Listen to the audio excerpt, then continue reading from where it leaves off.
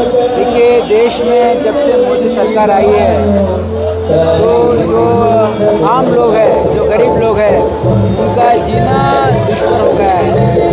ये दिन ब दिन जो पेट्रोल, डीजल, एलपीजी, ये जो केंद्र सरकार है, गरीबों का जीना मुश्किल किया है, इसलिए सर, बीजेपी का कहना है कि कांग्रेस का हिपोक्रेसी है कि एक और जहां कर्नाटका में इन्होंने एक के बाद एक प्राइस हाइक कर रहे हैं, लेकिन आप प्रोटेस्ट कर रहे हो बीजेपी के खिलाफ। देखिए, ये बात बीजेपी को लागू होता है, क्योंकि जब से बीजेपी आई है इंटरनेशनल मार्केट में कच्चा तेल का प्राइस नीचे गिर रहा है, लेकिन पेट्रोल डीजल का रेट ऊपर जा रहा है। इसमें कोई लॉजिक नहीं है ना। ये केंद्र सरकार ये गरीबों के खिलाफ है, ये सिर्फ और सिर्फ अमीरों की सरकार है।